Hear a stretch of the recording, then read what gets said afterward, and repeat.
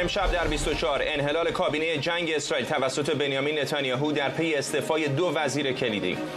همزمان فرستادی ویژه آمریکا با هدف تلاش برای کاهش تنش در منطقه وارد اسرائیل شد. ناامیدی مدیر کل آژانس بین‌المللی انرژی اتمی از احیای برجام. گروسی در گفتگو با یک روزنامه روسی برجام رو توافقی خونده که فقط روی کاغذ وجود داره. اظهارات دبیر کل ناتو درباره رایزنی اعضای این سازمان برای آماده باش هسته‌ای در برابر تهدید چین و روسیه. مسکو میگه سخنان استولتنبرگ تشدید تنشه. از استودیوی ایران اینترنشنال این 24 است با فرداد فرهزاد.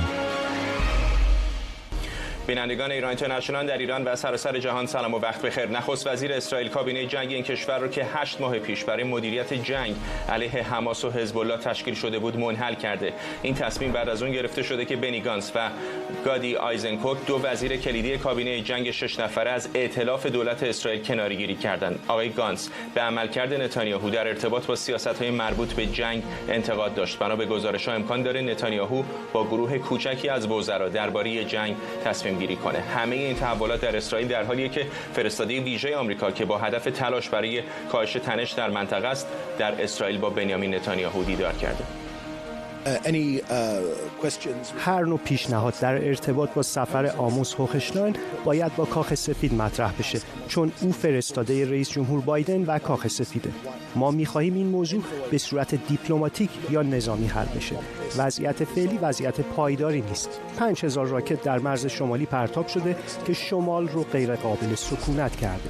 این وضعیت پایداری نیست. مهر جاودانفر تحلیلگر مسائل اسرائیل از تل‌آویو و شکریا برادوس پژوهشگر امنیت بین‌الملل و سیاست خارجی از ویرجینیا با ما هستند. آقای جاودانفر، این پایان دولت جنگ آقای نتانیاهو آیا میتونه مقدمه پایان تمام دولت او هم بشه؟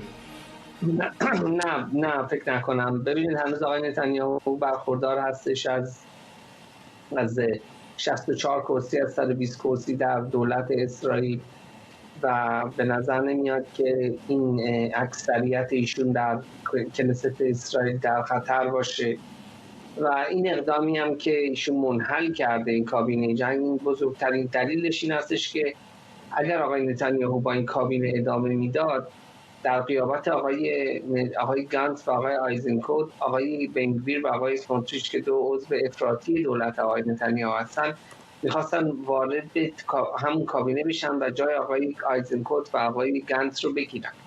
آقای نتانیاهو میخواد جلوگیری بکنه از این همچین سناریویی، چون این هر دو طرف بسیار افراطی هستن، تجربه جنگی اصلا ندارن و میخوان با همین الان با لبنان جنگ بکنن، میخوان در نوار غزه دوباره شهرک سازی را بندازن و این هزار یک مشکل برای نتانیاهو به وجود میاره، به خصوص در مورد روابط آقای نتانیاهو با دولت آمریکا. پس آقای نتانیاهو به تصمیم گرفت که بهترین راهی که میتونه به اون متوسل بشه برای جلوگیری از این سناریو این هستش که اصلا کابینه رو منحل بکنه. خانم برادوس، چقدر روی زمین به نظرتون میتونه تاثیرگذار باشه این وضعیت دولت اسرائیل، چه در جنگی که الان در جنوب غزه دارن با حماس، چه در شمال این کشور با حزب الله؟ سوال خوبیه، چون که به نظرم الان چیزی که شاهدش هستیم احتمال این وجود داره با اون میدونیم توقفی که IDF اعلام کرد برای کمک رسانی به رساندن کمک‌های بشردوستانه به مردم غزه، یا اینکه خود در رفح رو در نظر بگیریم الان اسرائیل در کجاست در رفح. اونجا سازمان مللی که برای فلسطینیا تأسیس شده بود الان اعلام کرده از اون 1,400,000 نفر فلسطینی که در رفح بودن 65,000 فلسطینی در رفح موندن. اسرائیل اعلام میکنه از اون تونل هایی که در کریدور بین مصر و نوار غزه وجود داشته در رفح وجود داشته بیش از 100 تونل رو منفجر کردن یا بیش از 200 تا تونل رو اصلا در غزه کشف کردن. 500 تا نیروهای حماس رو در این عملیات رفح که از می شروع شده رو کشتن. یعنی اینجا اطلاعاتی داده هایی که ما الان داریم اینه که احتمال این وجود داره که جنگ نه رسما ولی جنگ رو نتانیاهو به پایان بده ولی اعلام نکنه و اون چیزی که از روز اول دولت بایدن خواسته بود که کاملا حمله به نکات تعیین شده، نکات استراتژیک جنگی که تعیین کنه نتانیاهو حمله کنه، حملات رو شاید اینطوری در غزه ادامه خواهد داد نتانیاهو. برای همین هم هست این به نظر من پیشرفتایی که شده در جنگ به من میگه که خب ممکنه این سناریو رو ما داشته باشیم که شدت این حملات کمتر بشه و اینکه اسرائیل به نکات تعیین شده‌ای بخواد حمله کنه و اینکه کمک‌های انسان دوستانه بشر دوستانه با اینکه می‌دونیم خب نتانیاهو اعتراض کرده بود بیشتر بشه و اینجاست که اون فشاری که با منحل شدن کابینه جنگ در موردش صحبت میشه، فشار از داخل اسرائیل به نتانیاهو، می‌دونیم از روز تأسیس این کابینه جنگی چیزی که همیشه مورد بحث بوده که اگه گنس از این اپوزیسیون از این کابینه جنگی بیرون بیاد این کابینه منحل میشه و دیدیم که شد یا و این باعث میشه که فشارهای داخلی به خاطر شکستی که نتانیاهو در 7 اکتبر خورده بیشتر بشه و این فشارها بیشتر خواهد شد یا در خارج از اسرائیل در آمریکا مخصوصا به خاطر اینکه روابطی که نتانیاهو با بایدن داره یا اینکه نتانیاهو به کنگره خواهد آمد و صحبت خواهد که فشارهای آمریکا بیشتر خواهد شد. این موضوعاتی است که در زمان در آینده نزدیک خواهیم دید. برای همین هم از سناریوی اولی که من توضیح دادم احتمالش بالاست برای اینکه نتانیاهو بخواد از این فشارهای خارجی و داخلی اسرائیل خودش رو رها کنه، احتمال چنین سناریویی رو من بیشتر می‌بینم.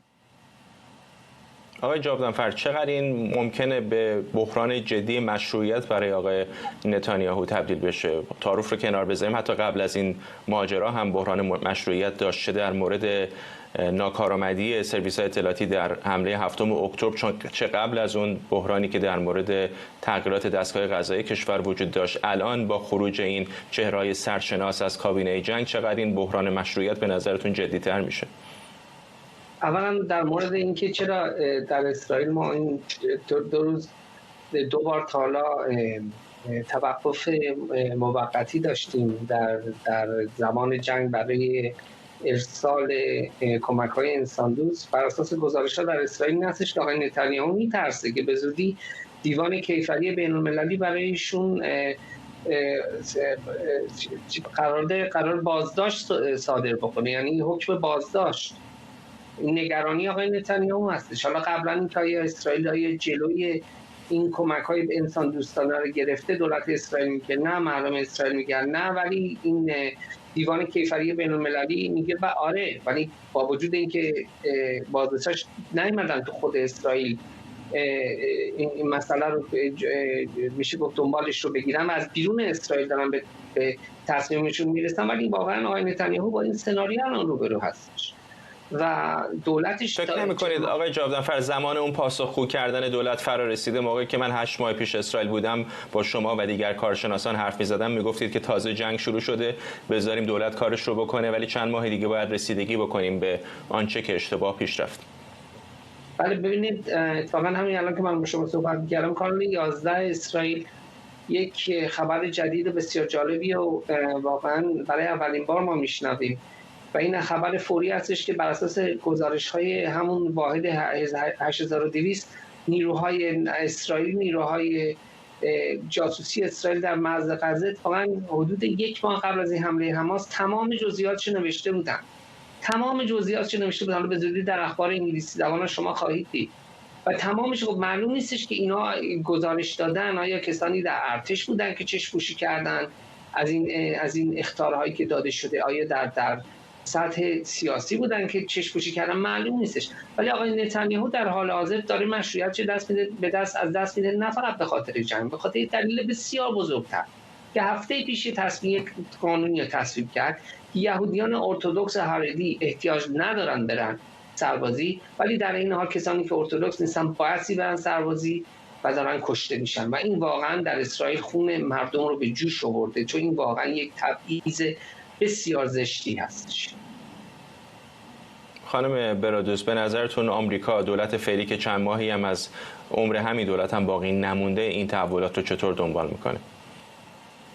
خب برای آمریکا موضوع فقط غزه نیست، موضوعی که الان خب می‌دونیم نماینده بایدن در اسرائیل بوده و به لبنان رفته و میخواد صحبت کنه که جنگ علیه اجازه نده که جنگ حزب الله و اسرائیل شروع بشه. از یک طرف خب می‌دونیم بعد از ماه‌ها هنوز نتونستن حملات حوثی‌ها رو متوقف کنن با وجود تمام تلاش‌هایی که کردن با همکاری بریتانیا. یا در عراق داره موقعیت آمریکا و حتی تجارت‌هایی که به آمریکایی‌ها مرتبط هست و در خطر می‌بینه و از یک طرف خب بایدن به هیچ توافقی هم با جمهوری اسلامی در مورد برنامه هسته‌ای نرسیده و می‌دونه خب جنگ حزب الله و اسرائیل ربط داره به اینکه تهران چه دستوری به حزب الله میده. برای تمام این تلاشایی که داره انجام میده که بتونه قبل از انتخابات نوامبر به یک نتیجه‌ای برسه، به دستاوردی برسه که در مقابل ترامپ از خودش در مورد سیاستش در خاورمیانه دفاع کنه، این تمام تلاش‌های بایدن. برای همین هم حتی در جنگ با حوثی‌ها هم به نظر من دلیلی که نتونسته اون فرستادن تسلیحاتی رو که حوثی‌ها میدونیم خب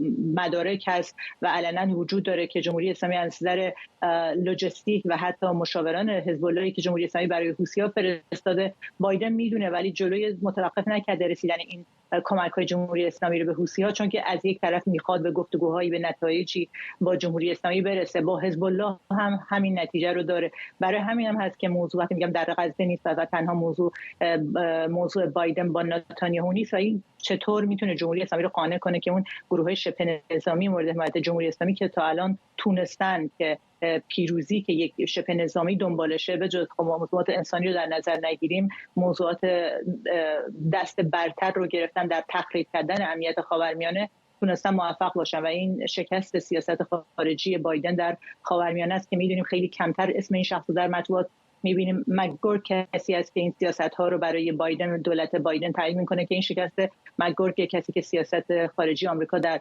خاورمیانه رو بیشتر رهبریت میکنه. آقای جاودانفر اگر خیلی کوتاه بفرمایید، الان در حارس دارم میبینم هزار اسرائیلی در روبروی کنست در اورشلیم علیه دولت دارن تظاهرات میکنن. به نظرتون اگر همین الان یک انتخابات زود هنگامی در اسرائیل برگزار بشه، آقای نتانیاهو شانس دوباره در قدرت موندن رو خواهد داشت؟ بعد اینکه دانشجوهای من الان اونجا هستش داره توییت میکنه از این تظاهرات. بعد خیلی ها هستن و اگه آقای نتانیاهو الان دولتش متلاشی بشه بعد شکست خواهد خورد بر اساس نظرسنجی ها. ولی آقای نتانیاهو کسی هستش که هیچ وقت نباید فکر کنید که واقعا ایشون شکست مارس شدن، یعنی که شکست فنی خوردن و تموم شد. آقای نتانیاهو تا لحظه آخر میتونه همه رو دوباره با سورپرایز بکنه، ولی در حال حاضر اگه بر اساس نظرسنجی های همین الان اگه فردا انتخابات برپا بشه ایشون بازنده خواهد. ممنونم از هر دوی شما. مهر جاودانفر، تحلیلگر مسائل اسرائیل از تل آویو، و شکریا برادوس، پژوهشگر امنیت بین‌الملل و سیاست خارجی از ویرجینیا. رافائل گروسی، مدیر کل آژانس بین‌المللی انرژی اتمی، گفته برجام فقط روی کاغذ وجود داره و معنایی نداره. آقای گروسی در مصاحبه‌ای با یک روزنامه روسی با اشاره به اینکه هیچ کس برجام رو اعمال نمی‌کنه، گفته تلاشایی که برای احیای برجام صورت گرفت اما به دلیل ناشناخته این تلاش‌ها شکست خورد. آقای گروسی با اشاره به شکست مذاکرات با کره شمالی و دستیابی پیونگیانگ به سلاح هسته‌ای گفته این سناریو درباره تهران نباید تکرار بشه. علیرضا نامور حقیقی، تحلیلگر مسائل سیاسی از تورنتو با ماست. آقای نامور حقیقی، آقای گروسی میگه که نباید سناریوی کره شمالی تکرار بشه، اما فکر نمی‌کنید که داریم به همون سمت میریم؟ با سلام خدمت شما و بینندگان محترم. از یه زاویه میشه گفت که الزاما نه، بستگی داره که ببینیم که تهران چه تصمیم داره. حتما در بلوک قدرت ایران عده‌ای هستن که معتقدن در این فضای انتخابات ریاست جمهوری چند ماهی که مونده و حضور ریاست جمهور بعدی، چه آقای بایدن چه آقای ترامپ، میشه اقدامات انجام داد و ایران در عرض 2 ماه تا 6 ماه حالا اون بمب بدون کلاهک رو میتونه تست کنه یا حداقل تست بمبش انجام بده. و خب عده دیگه هم معتقدن نباید انجام داد. این یک بازی با ریسک بالاست و آمریکا و اروپا به هر قیمتی برخورد میکنن. من فکر کنم گروه دوم دست بالا رو دارن. ارزیابی آمریکا و CIA و سازمان اطلاعات ملی آمریکا هم همینه.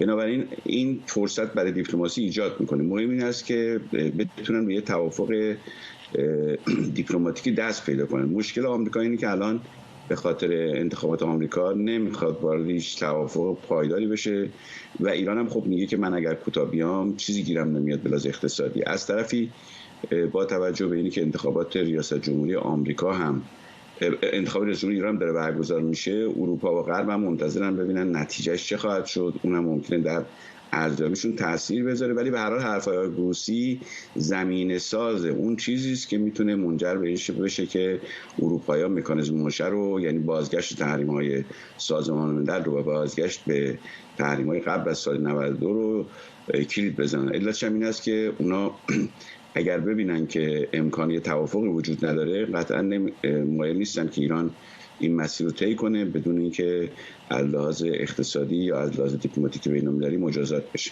بنابراین میتونه زمینه ساز میبینید واقعا که آقای نامور حقیقی بخش طرفتون رو قطع کردم، میبینید که این انتخابات پیش روی جمهوری اسلامی رو به عنوان یک کاتالیزور استفاده بکنن هم ایران هم ایالات متحده آمریکا برای رسیدن به یک توافق در این چند ماه باقی مانده از دولت بایدن؟ خب بستگی داره که کی پیروز بشه و در زمینه مسئله هسته‌ای یا مسئله رفع تحریمات چه موضعی داشته باشه. مثلا آقای جلیلی فرض کنید پیروز بشه، به نظر من غربی‌ها ممکنه وقت موضعشون خیلی تندتر بشه. اونا نگاه میکنن که به هر حال آرا چگونه مسائل رو داره دنبال میکنه، دولت جدید چه سیاستی داره دنبال میکنه، اون موقع ممکنه بر مبنای اون تصمیم بگیرن. میگم اونا شمشیر داموکلس مکانیزم ماشه رو با صحبت آقای گروسی، گزارش آقای گروسی دارن حرکت میدن. طبیعتاً اگر جای احساس کنن ایران میخواد بره به سمت یک بازیگری است که بلافاصله مکانیزم ماشه رو فعال خواهند کرد و اقدامات بعدیشون هم هست. من فکر میکنم ایران متوجه شده که این خیلی بازیگری است که بالاست. من بعید میدونم که برن به سمت ساخت بمب، هرچند که میگم یه بخش از بلوک نظامی طرفدار این ایده هست، نه از الان، از دهه 70 شمسی، ولی به هر حال زمینه‌های اقدام این کار با توجه به صورت حساباش بعید میدونم که مورد موافقت قرار بگیره. اروپا و آمریکا هم جدا از آژانس خودشون مانیتورینگ اطلاعاتی دارن میکنن و طبیعتاً اگر احساس کنن که ایران ممکنه داره ریل عوض میکنه، قطعاً واکنش انجام میدن. ولی کارهای آژانس و گزارش آژانس تیر خلاصه، یعنی اگر آژانس اعلام کنه که ما دیگه نمیتونیم مسئله هسته ایران رو تضمین کنیم، صلح‌آمیزش بودنش رو، اون چیزیست که وقت اروپایی‌ها رو فعال خواهد کرد. من فکر کنم بعد از انتخابات ریاست جمهوری ایران نوع هماهنگی یا رابطه ایران با آژانس مشخص خواهد کرد که ایران کدوم سمت خواهد رفت. اگه به سمت کاهش حتی اگر یه نفر مثل پزشکیان هم انتخاب بشه، منتظر خواهد ماند به خصوص رهبر جمهوری اسلامی که کار دولت بایدن وضعیتش مشخص بشه، چون یک بار از این سوراخ گزیده شدن که آقای ترامپ از توافق خارج شد و چند ماه دیگه ممکنه دوباره ترامپ به کاخ سفید بازگرده. فکر نمی‌کنید منتظر انتخابات نوامبر میمونن؟ بله، نه، توافق پایدار نمی‌کنن، ولی اگر دولتی بیاد که طرفدار این باشه که مسئله تحریم باید حل بشه، مسئله هسته‌ای هم ایران بمب نمیخواد، طبیعتاً همکاریشون رو با آژانس افزایش میدن تا این خطر این که آژانس گزارش کنه ما نمیتونیم برنامه هسته ایران رو صلح‌آمیز تضمین کنیم کاهش پیدا کنه و منتظر انتخابات میمونن. قطعا منتظر انتخابات میمونن، برای اینکه دولت بایدن هم نمیخواد همچین قولی بده، برای اینکه نمیتونه انجام بده. بنابراین به نظر من بستگی داره که وقت اگر ایران نکنه همکاری، یعنی که وقت میخواد از NPT بیاد بیرون، بره مسیر کره شمالی رو طی کنه، اینا شاخصی است که مشخص خواهد کرد. ممنونم از شما. علیرضا نامور حقیقی، تحلیلگر سیاسی از تورنتو. کالکتیو عدالت برای ایرانیان ساعتی پیش در مجلس کانادا لایحه‌ای رو برای تحریم 31 فرد از دستگاه قضایی جمهوری اسلامی معرفی کرد. این لایحه به نام توماش کسانی رو هدف قرار میگیره که با برگزاری دادگاه‌های نمایشی و صدور احکام سنگین نسبت به ایجاد ترس در جامعه اقدام می‌کنند و در سرکوب مخالفان نقش دارند. کانادا که هنوز سپاه پاسداران رو به طور کامل در فهرست سازمان‌های تروریستی قرار نداده، سعی می‌کنه با اعمال تحریم‌های هدفمند فعالیت‌های عوامل حکومت ایران رو در کانادا محدود کنه. خبرنگار ما مهسا مرتضوی از تورنتو با ماست. مهسا، از تو بشنویم. میدونم که در این کنفرانس خبری حضور داشتی. این تحریم‌ها چه قراره انجام بدن؟ درسته فردا. سلام به تو و همراهان برنامه 24. کالکتیو عدالت برای ایرانیان همونطور که گفتی امروز یک نشست خبری رو برگزار کرد صبح امروز ساعت 11:30 به وقت محلی و در این کنفرانس خبری توضیح دادن نسبت به این که لایحه توماج چه قرار هست انجام بده برای جامعه ایرانی کانادایی. از توماج به عنوان یک سمبل برای آزادی بیان نام برده شد، او رو به عنوان پسر ایران خطاب کردند و گفتند که جمهوری اسلامی سعی داره با صدور حکم اعدام برای افرادی مثل توماج در سرکوب مردم و ایجاد فضای ترس تلاش بکنه و اجازه نده که اعتراضات دوباره صدایی ازش بلند بشه، کاری که کسانی که اینجا هستن میتونن انجام بدن و صدای ایرانیانی باشن که به دنبال آزادی‌های حق طبیعی خودشون و حقوق بشر هستن. در این لایحه قرار هست 31 نفر از افراد وابسته به دادگاه انقلاب از جمله دادستان‌ها، قضات و کارمندانی که در سرکوب‌ها و صدور احکام شدیدی مثل اعدام نقش دارن در این لیست تحریم ها قرار بگیرن. اینها افرادی هستند که علاوه بر کسانی که در دورهای قبلی تحریم ها اسمشون در تحریم های کانادا نوشته شده و آمده، قرار هست به اون تحریم ها اضافه بشن، کاری که باعث میشه که این افراد هرگز نتونن به کانادا بیان، هرگز نتونن معاملات تجاری اینجا داشته باشن و اگر هم مال و اموالی در کانادا داشته باشن این مال و اموال اینجا ضبط خواهد شد. کاری که اتفاق میفته این هستش که این تحریم ها متاسفانه تا به حال چیزی دیده نشده که اجرا بشه و این سوالی بود که من خودم از یکی از نمایندگانی که قرار هست این لایحه رو امروز معرفی بکنه در مجلس پرسیدم، خانم هدر مکفیرسن.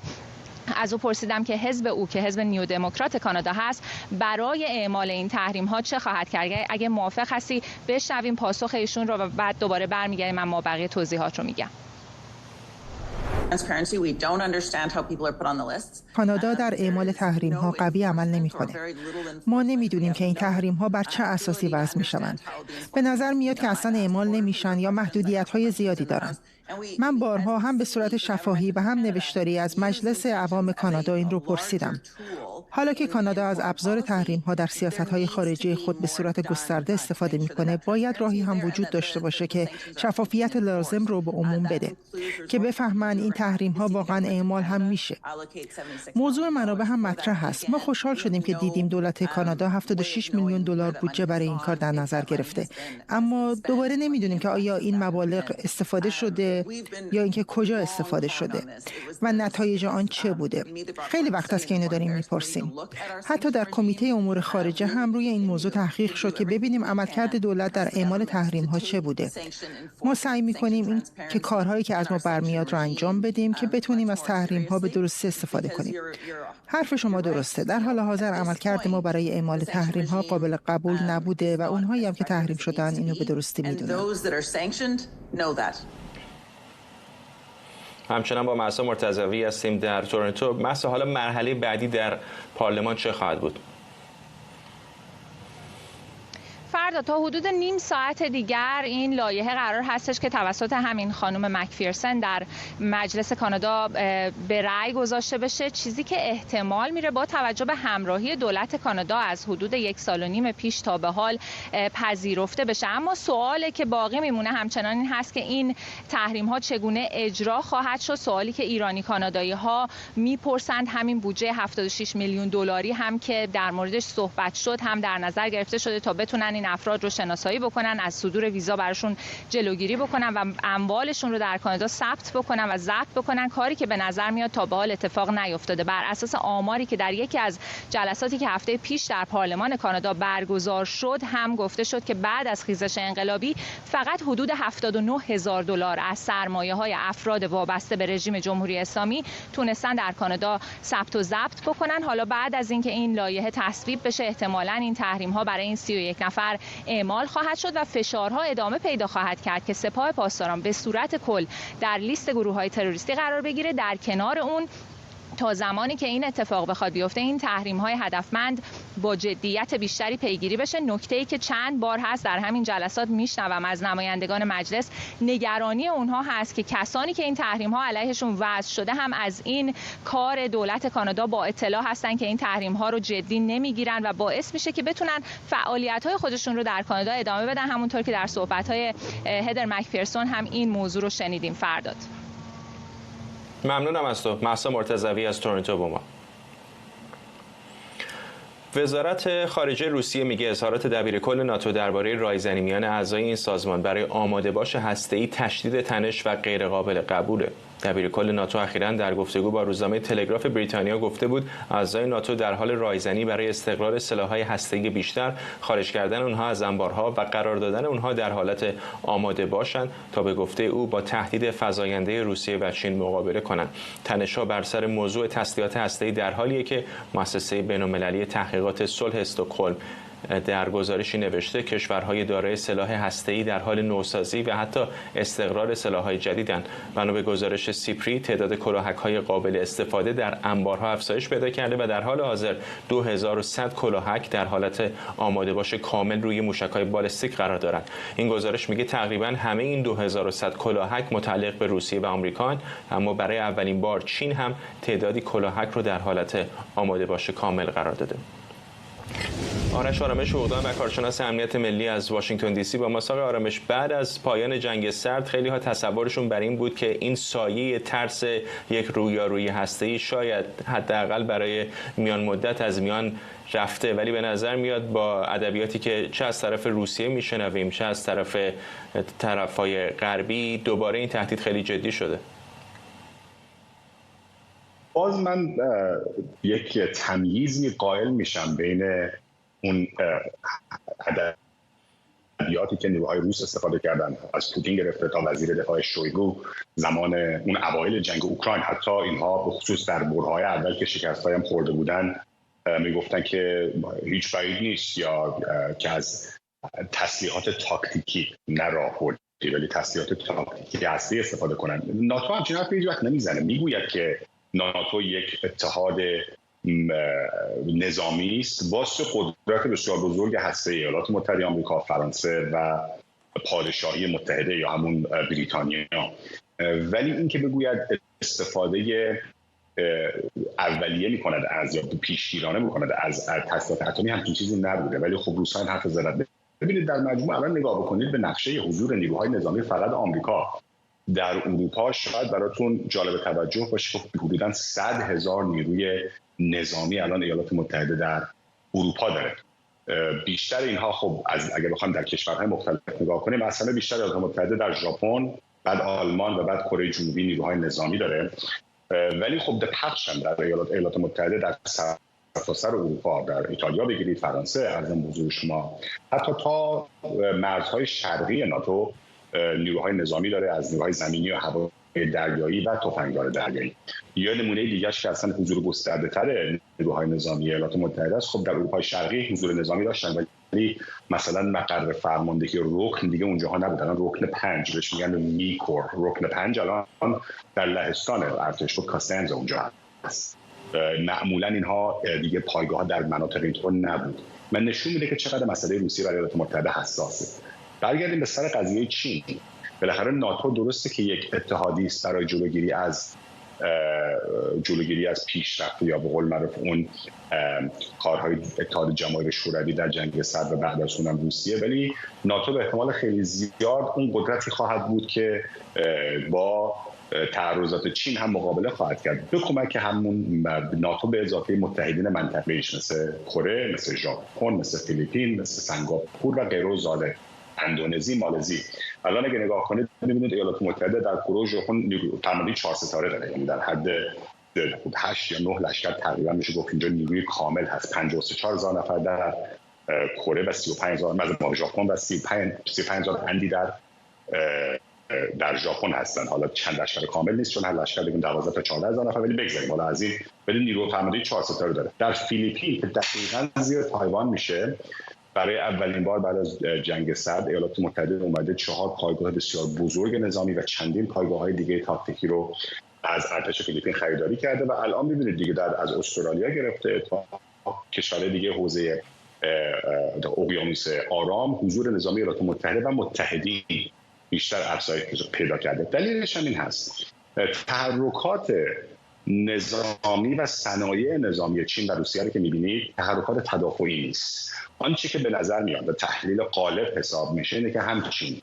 و هم روسیه بنا گذاشتن برای اینکه سیاست متخاصمانه تر و تهاجمی تری داشته باشن به لحاظ نظامی. الان شما نگاه میکنید، مثلا من داشتم نگاه میکردم، در فقط یکی از بنادر کشتی سازی چین 12 شناور بزرگ رو دارن، از کروزر و دیسترویر ناوشکن دارن میسازن. خب این یک تجهیز بسیار بزرگ نیروی دریایی است. نیروی زمینیش هم همینطور، نیروی هوایی چین هم همینطور، هرچند که بالاخره هنوز بسیار از لحاظ هم قدرت نظامی و هم از تکنولوژی نظامی از ایالات متحده و متحدینش عقبن، ولی بالاخره خرج میکنه. از اون طرف روسیه هم همینطور. روسیه هم در این سالهای اخیر تجهیزات نظامی خودش رو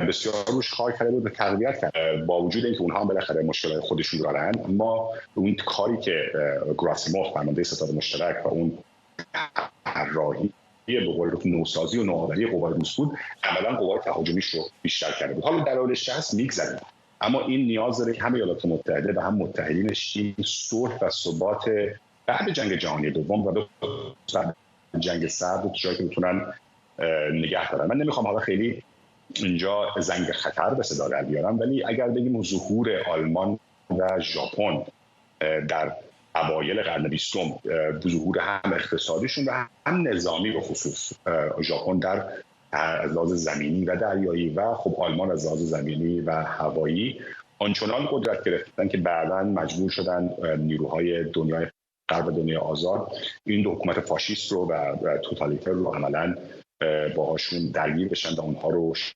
شکست بدن. ارتش ایتالیا آنچنان ارتشی نبود نسبت به ارتش آلمان و ارتش امپراتوری ژاپن.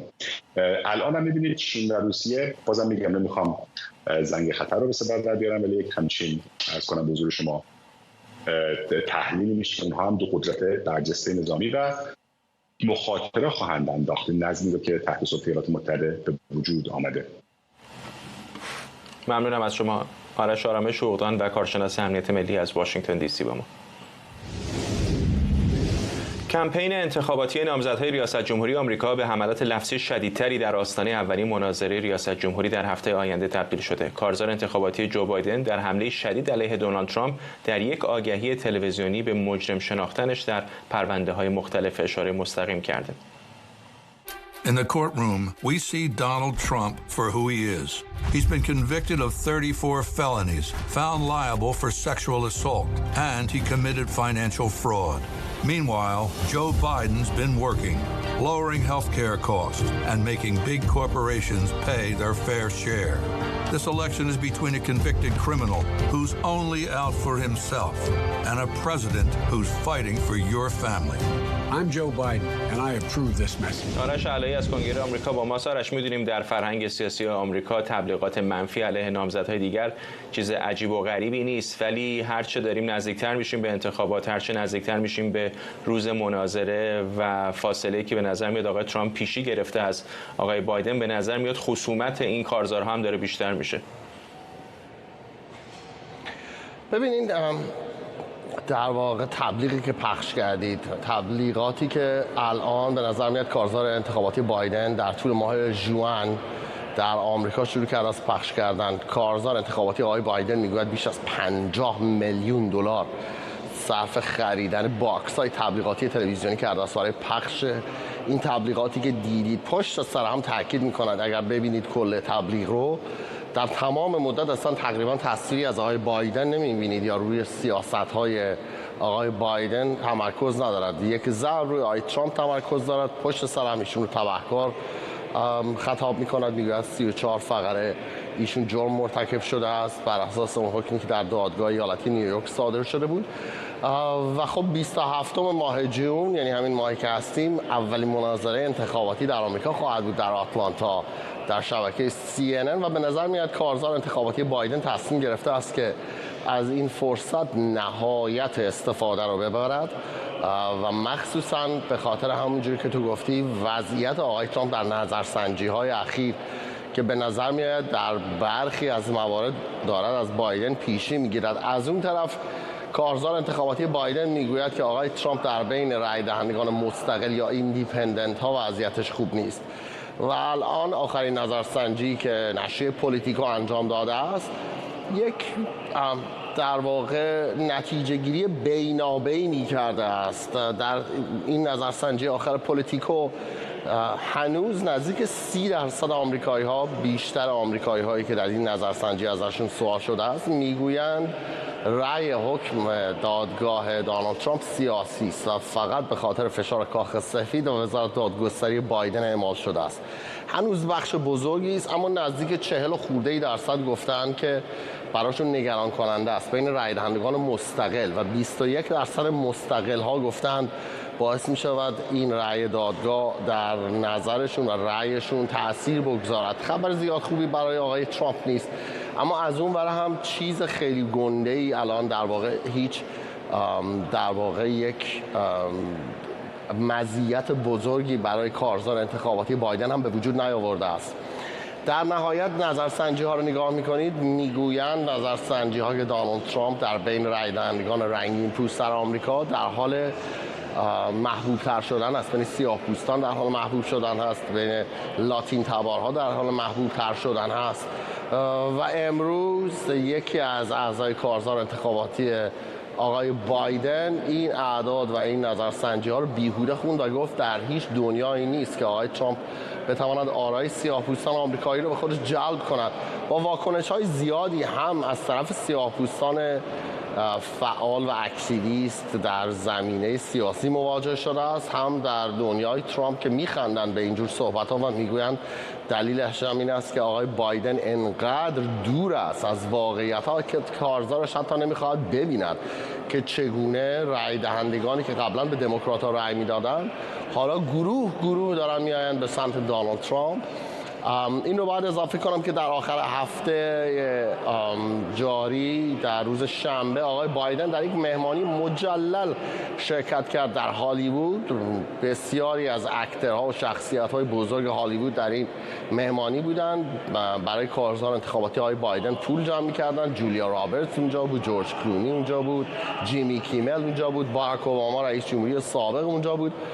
نزدیک 30 میلیون دلار کاخ سفید میگوید در این کارزار انتخاباتی آقای بایدن جمع کرده است. در همون زمانی که آقای بایدن سعی میکرد که بین هالیوودی ها سعی کند که در واقع چک اونها رو برای کارزار انتخاباتی خودش بگیرد، آقای ترامپ رفته بود به برخی از محله‌های فقیرنشین سیاه‌پوستان و رفت در یک کلیسای بسیار قدیمی و کلیسای بسیار پرطرفداری که در زمینه‌های سیاسی فعال هست سخنرانی کرد. با استقبال شدید سیاه‌پوستان مواجه شد و الان به نظر میاد هر دو نامزد به شدت تمرکز کردند روی مناظره انتخاباتی روز 27 ژوئن در آتلانتا. ایران اینترنشنال هم اونجا خواهد بود برای گزارش زنده از استودیوی CNN و این مناظره انتخاباتی به نظر می آید سرآغازی خواهد بود برای هدف قرار دادن اون رای دهندگانی که هنوز تصمیم خودشون رو نگرفتن. درصد بسیار کوچکی هستن در آمریکا.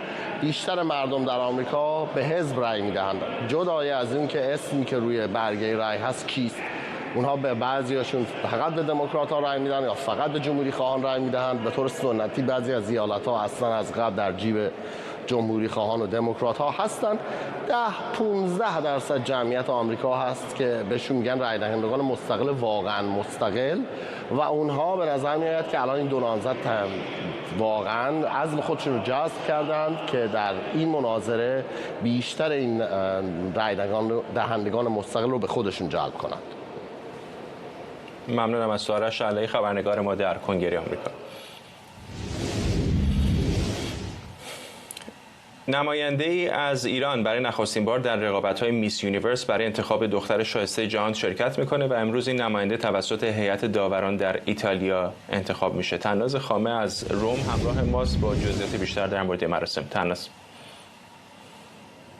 بله فرداد، من الان در سالن پلازا هتل پلازای شهر روم در ایتالیا هستم، جایی که 19 دختر ایرانی دارن امشب با هم رقابت میکنن تا ببینیم چه کسی تاج دختر شایسته پرژیا رو روی سر خودش میذاره و بعد عازم مکزیک میشه، جایی که باید با دختر شایسته های کشورهای دیگه رقابت کنه تا ببینیم آیا میتونه تاج دختر شایسته جهان سال 2024 رو روی سر خودش بگذاره یا خیر. در کنار من الی پیرزاد یکی از شرکت کنندگان ایستاده افتاده، کسی که میتونه برای ما بیشتر توضیح بده که این مراحل چه مراحلی بوده گذرونده و تا به اینجا رسیده. الی لطفاً برامون بگو که چی شد در این مسابقات شرکت کردید. متشکرم، ممنون از وقتی که گذاشتید. مراحلی که در حقیقت هدفی که من از شرکت توی این مسابقه داشتم این بود که در درجه اول به خودم رو اثبات کنم که من به عنوان یک زن چه توانایی‌هایی دارم و این جرأت و جسارت رو دارم که خودم رو در میادین بزرگتر در واقع بیازمایم و به همسرم، به دخترم ثابت کنم، چون اونها همیشه من رو یه زن قوی دیدن و من همیشه سعی کردم جسور باشم و من یه مادر خیلی قوی داشتم که همیشه توی زندگی الگوی من بوده و تسلیم نشده و احساس میکنم از طریق این تریبون میتونم، از طریق این استیج میتونم به جهانیان ثابت کنم که زنان ما تا چه حد جسور هستن، جرأت دارن، اصیل هستن، توانمند هستن و با تمام محدودیت ها میتونن رشد کنن. به نکته خوبی اشاره کردید. در تمام این سالها خب یک سری محدودیت ها مسابقات این چنینی داشت. به طور مثال حتما باید مجرد می بودن، بین 18 تا 28 سال می بودن، اما به نظر میرسه که در سالهای گذشته محدودیت ها برداشته شده. این چه کمکی به تو کرد تا به این قصدی که داشتی برسی و بتونی اینجا باشی؟ 100% به من کمک بزرگی کرد. من چون یک همسر هستم، متأهلم، یک دختر 5 ساله دارم و خب سن من 40 ساله. من در واقع اون فاکتورهایی که قبلا بوده وقتی حذف شد تونستم به این رقابت در واقع حضور پیدا کنم، در غیر این صورت نمیتونستم اینجا. و اینکه دیگه فاکتورهایی مثل زیبایی ظاهری اینجا ملاک نیست و زیبایی اندیشه و جهانبینی این زنها بیشتر مبنا هست و سنجیده میشه. زنهایی که آگاه هستن، زنهایی که جهانبینی دارن، زنهایی که رو به رشدن، زنهایی که اگر حتی شکستن دوباره محکم پرقدرت مسیر خودشون رو به جلو رفتن و تسلیم نشدن. این فاکتورها توی این مسابقه در واقع هست و اصلا مثل صنعت‌های مد و زیبایی دیگه نیست، اصلا قابل مقایسه نیست. به زنهای جسور احتیاج دارن، به زنهای قدرتمند. فعالان حقوق زنان فمینیستان در طی 73 سال گذشته خیلی انتقاد می‌کردن از همین مسئله که فقط ظاهر مسئله است و مسائل دیگه در نظر گرفته نمیشه، اما معتقد هستی که الان این اتفاق نمیفته و مسائل دیگه هم در نظر گرفته میشه. در طی 4 روزی که اینجا بودین چه اتفاقی افتاد و قاضیایی که اینجا بودن چه چیزهایی رو در نظر گرفتن؟ در طی این 4 روز از اون انتظار من خیلی فراتر بود. اینجا اردو بسیار حرفه‌ای، همه چیز بسیار خوب ارگانیزه شده بود و من واقعا انتظارم این نبود، چون امسال سال اول بود ولی همه چیز خیلی خوب بود. اردوی ما بسیار فشرده اما در عین حال بسیار زیبا. ما لحظات خیلی خوبی رو در کنار هم داشتیم. داورها هم اصلا از ما می‌خواستن که فقط خودمون باشیم. از من می‌خواست که من شخصیت خودم رو بازی کنم، من خودم رو اون زن قوی ببینم که یه سری شکست‌هایی حتی در زندگی داشتم، یه سری شادی‌ها، غم‌ها و اون رو به تصویر بکشم، به جای اینکه یک عروسک باربی باشم که در واقع فقط زیبایی ظاهر خودش رو به نمایش. میتونم بپرسم چه سوالی از شما پرسیدن؟ سوالایی که از ما پرسیدن اولیش که خودمون رو باید معرفی می‌کردیم که در واقع کلی باشه، حالا چه کسی هستیم، چند سالمونه و چه ویژگی‌های تحصیلی و شغلی داریم. و دومین سوال این بود که چه مشکلی شما در زندگیتون داشتین که باعث شده بعد از اون اتفاق شما روند زندگیتون تغییر کنه. سوالمون این بود. اگر برنده بشی امروز تاج دختر شایسته پرژیا رو روی سر خودت بگذاری، هدفت چیه؟ اگر به مکزیک بری و اونجا صدای زنان ایران باشی چه چیزی خواهی گفت؟ من خودم زنی هستم که از همون محدودیت ها اومدم. من خودم زنی هستم که بارها زمین خوردم و در اون شرایط من تکیه‌گاه هایی داشتم که دوباره به من قدرت دادن. اگر من توی این مسیر بیفتم قطعاً اهداف من و پروژه هایی که خواستم در واقع فعالیت کنم در آینده فوکوسشون روی سلامت روان زنان هست. زنانی که خیلی هاشون توانمند هستن ولی در واقع هیچ جایی و هیچ ارگانی شاید نمیتونستن پشتیبانی کنن. هدف اول من در واقع کمک به اون زنهایی هست که شاید اگر امکاناتی داشتن خیلی میتونستن پیشرفت کنن و یا حتی اگر که کسی بود کمکشون که از ورطه نابودی میتونستن در واقع کمک بگیرن و نجات پیدا کنن. ممنونم از شما، وقتتون نمیگم، میدونم مراحل دیگر رو باید بریم. مرسی از الی جان، ممنونم، موفق باشی. مرسی، ممنونم. بله همونطور که گفتیم الان مراحل دیگه هست، یک چند ساعت دیگه مراحل رو طی میکنن شرکت کنندگان و بعد برنده اصلی مشخص میشه و با شما خواهیم بود. ممنونم از تو تناز خامه از روم همراه ما و ممنونم از شما که بیننده 24 امشب بودید.